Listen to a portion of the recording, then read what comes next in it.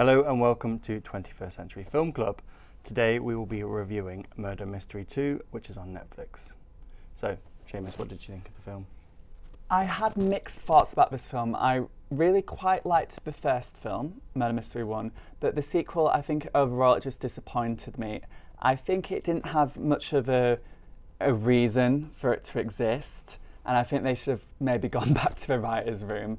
There was some good elements in it though. I quite like that type of genre where it's really like an Adam Sandler film, but for also women as well as men. I think with the inclusion of Jennifer Aniston, it kind of covers a lot of people, those types of films. But I think I've seen kind of better, well, not better, films with Jennifer Aniston and Adam Sandler that I prefer in. I like Just Go With It, those type of like rom-coms which are a bit silly and... Yeah, I definitely agree with that. I think with Just Go With It, and possibly even the first film as well, done better, probably with a little bit less slapstick comedy. The one-liners in this film, I think, were kind of forced, but you know, with this kind of film, you're going to get that. It's natural, really. It's an Adam Sandler film, but I didn't think that it. Well, I think it was definitely not one of his best, but at the end of the day, it's one of those films that plenty of families will go and watch. Well, they'll watch it on Netflix, and I think it's a good Friday night film. Get some popcorn in, maybe have a fake away at home. But I do think it's also a film where if you're not that invested, you could fall asleep to. But I think that's an unfair assumption on Adam Sandler movies because, and you know, you go back to some of his classics like Happy Gilmore. I think that some of them are the best films of the 90s and the early 2000s, but I do think that maybe his time with Jennifer Aniston might be coming to an end in terms of them collaborating on films, but I don't know. What did you think to that? Yes, it's odd you say about them like collaborating together because it is very much like a conscious decision of both actors who have great careers to decide again to do a film that they've already done before with Just Go With It, and they've already done before with Murder Mystery. So for them to do it a third time, they must think they're onto a winning combo and that it will make them, in a way, a cynical point of view, it will make them more popular with audiences and it'll help their careers, as well as them doing it as actors and they love acting. But I do think it was maybe partly a choice of Jennifer Aniston. If I was in her shoes, I'd do it to kind of still be relatable, you know, still get along with people. And Adam Sandler, it's not his crudest humour, so then he kind of gets more of an appeal by working with Jennifer. So you'd think they would then choose maybe like a better script or a better way to do it. And I think it really just showed a bit of a kind of lack of ideas that is at the moment. A lot of these films, they've got that escapist working class couple goes abroad, they find themselves back in love. It's like that song Pina Colada basically in a film. And the setting is often Hawaii as well. And then in this time, it was just kind of Paris and then an island, and the location changes. I just didn't even care about it. I kind of would have Paris to me, it just didn't speak to me because it was kind of like a big metaphor of the film. Again, Jennifer Aniston, this working class American, always wanted to go abroad, and she goes to Paris, and it's just very cliched, overdone. But it didn't have that much heart with it. It just felt very paint by numbers. It felt to me quite empty as a film, which is why I didn't particularly enjoy it. I think I completely agree with what you said about Paris and the island, the paradise, tropical paradise. I think it's a classic case of Americans out of America on an adventure.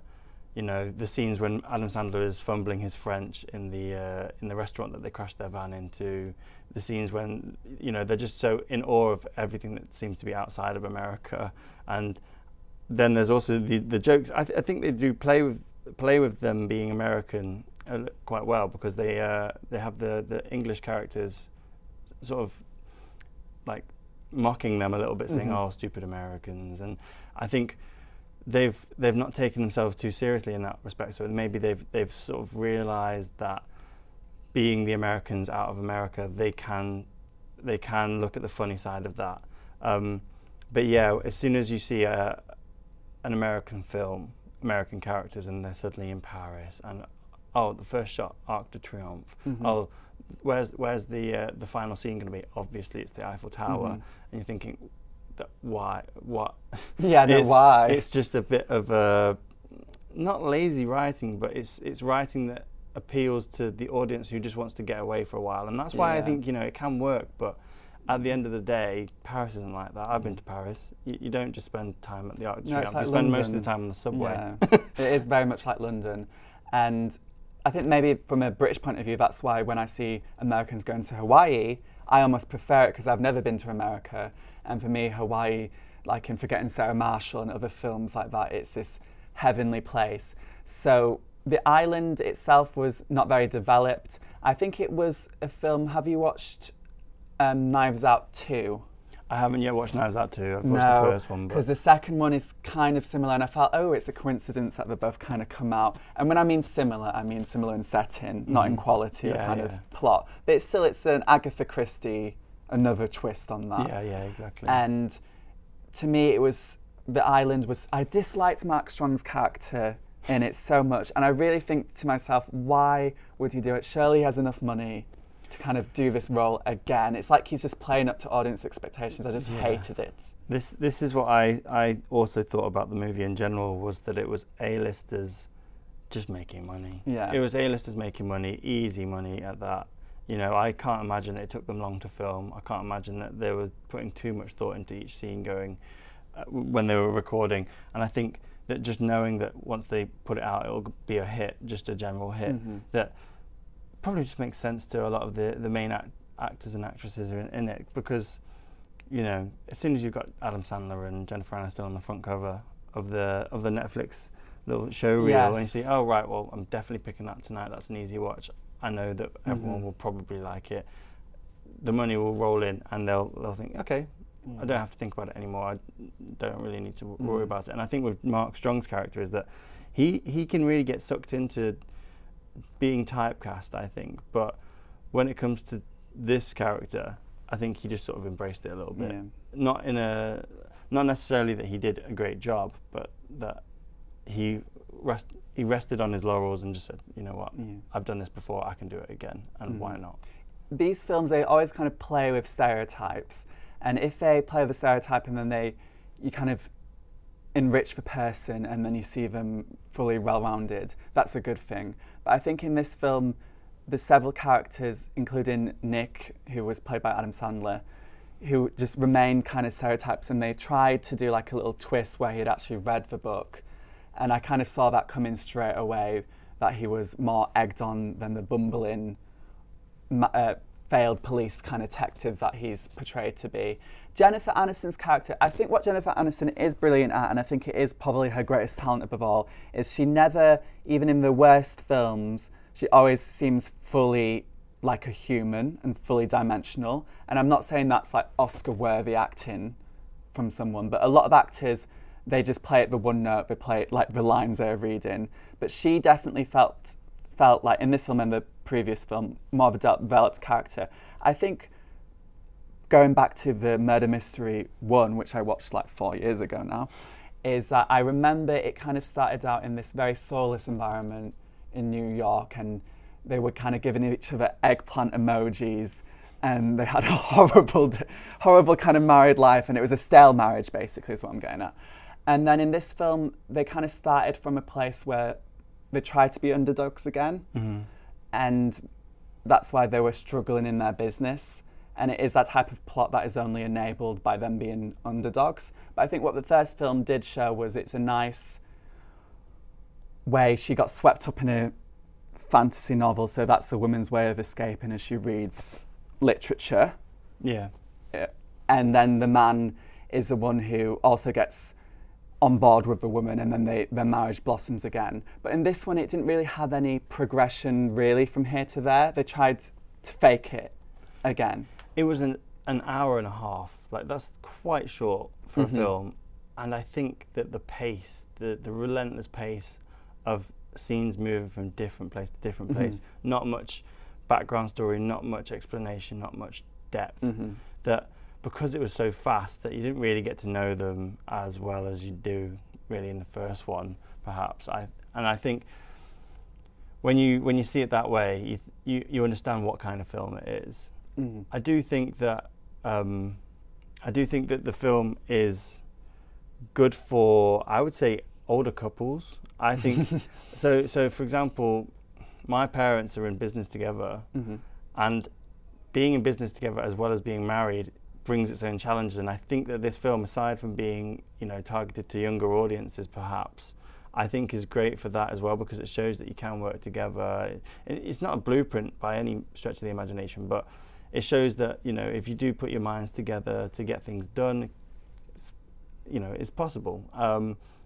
It's kind of maybe not that relatable because they're international detectives on an island, and then suddenly in Paris, and but I think it's definitely the kind of film that I know people of that age group or people in that situation might watch and go, you know what, I can see a little bit of me in them, and the parallels are really quite not that close, but it's almost like it's one of those films that's a bit rude at its audience. So it's like, look at you, this is how you would look on screen. That's exactly people. What I mean, and it's a bit rude. And I loved in the first film, as you were saying, about like setting things up. They had her in the hairdressers, just spending a long scene, her chatting with clients about getting like flowers from motorway. They didn't have any kind of equivalent here. There wasn't any like just nice conversation where it's not all about moving the plot forward, it's just about getting to know people.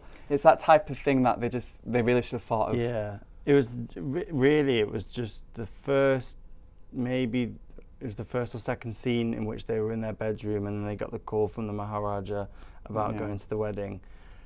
It felt like their character building and sort of depth all came in the first movie, and that they were just literally jumping into the next one as if you were watching both back to back. Yes. And I think that they could have tried a bit to make the film stand on its own a bit more, because you get a little bit of depth into their character. Here's previously, and then you get a scene of them, in their bedroom, sort of discussing what they're going to do, and then suddenly they're on an island. They're suddenly on a helicopter, and then they're on an island, and then the story's already begun, and you're like, well, that was a bit quick. Yeah. So, not that a sequel shouldn't pay homage to the first one, but that the film shouldn't rest on those developments from the first film without giving us a bit more of an idea, because some people will go into that fresh. I don't know who those people are, but they have so much opportunity here. It's like, it's a new problem, as you just said earlier. If we had couples, not many married couples work together. Okay, so that's such a huge territory to explore. They very, very kind of dipped their toes into it, and then they never went into any depth with it. The beginning bit should have had more. They had like a not very funny montage of them doing badly at their jobs, but they really could have had a bit more characterization built through their employment together, and just had that throughout the entire film, as well as their marriage problems. So you could, as you say, approach this film as a standalone film that dwells, as well as like the murder mystery element, on a couple's problem and a journey from A to B, and it just, there wasn't that journey there this time. I think as well with the flight you mentioned, some of the humour just completely fell through in this film, in my opinion. That joke, which I can't really repeat on here, which is about Mr. and Mrs. Spitz, their name getting misspoken. It was, a bit crass, maybe. And I think there was one particular, in the scene in which the van crashes into the French cafe, bistro, restaurant, and they've just found out that they're being chased by the French authorities, and they're trying to apologise in French, and then they're explaining how they're innocent, and they say, opposite of OJ, and I think, great, that's going to be really great for American audiences watching this film, but you're not quite breaking the fourth wall, but you're getting very close to it, because none of the French people are necessarily going to go, oh, I know what you mean, but it's quite clearly a joke written for the audience that's doesn't really fit in the, and I think that was just one example of several jokes that came up that just made it feel like, oh, okay, I have watched this to escape, but you're bringing me back right to where I am. And to be honest, I mean, with comedy films like that, I think you sort of know what you're getting. Yeah. But sometimes it feels as if they're gonna earn that much money for the film, that they should maybe put in a bit more effort into the writing. But you know, it is what it is, I think. You can't go into that film being sensitive about how Europeans are depicted in American media. If you're someone, and it's fair enough that you're sick of how Britain and America often does depict Europeans as like lacking humour, that's like a biggie. This film kind of continues with that. And I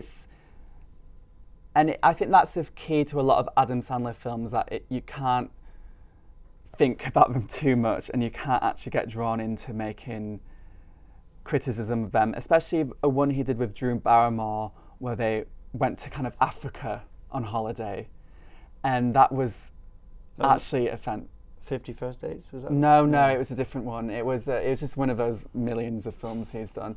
And that was actually the way that the country and the people were depicted. It did get the jokes got too stale, they never moved it on, they never kind of showed the other side to things. And I think the same thing kind of happened here, where they forget about the humanity of kind of the other characters and become two stock characters, and then it just all falls apart. You can't always rely on crass humour about other cultures. Some films, it's a bit hit and miss that, and it's a controversial thing to say, I guess, because some films I would laugh at, and it is making fun of Europe, but it has to be intelligent jokes. It has to be intelligent point. If it's lazy, it just comes off so bad. That's the word. Like the Americans are worse in reality and in the film. Yeah, I think the word intelligent. It's difficult to pass that kind of judgment, but I really do think that this isn't an intelligent comedy. Mm-hmm. Like, it is just stuff that you're going to laugh at because it's there, and you know, it's not well thought out by any stretch of the imagination. But that's because it might not necessarily be targeted at people like us. You know, we might be too old to be the target audience, or maybe because we're not, you know, the main character's age. Maybe we're too young to be there. But I think for us, we like to see a bit more thought going into some of the jokes, some of the jokes that could maybe make a bit more of a social commentary than just jokes on the social aspect of difference. It's things like his cheese eating, and then you knew it was going to be a red herring, or to do with the plot in some way, the knife, and they kept showing the knife, and they kept showing things, and it's stuff. That's the other thing the film failed on, was the murder mystery element of it, and getting all the little clues, and I knew it straight away. Like, walked on, okay. And maybe that's a good thing, because that's not the point of the film. But they could have done better there. Yeah. So I know we're conscious not to spoil that aspect. We'll have spoilers now if you go away, if you don't want to be spoiled for this film.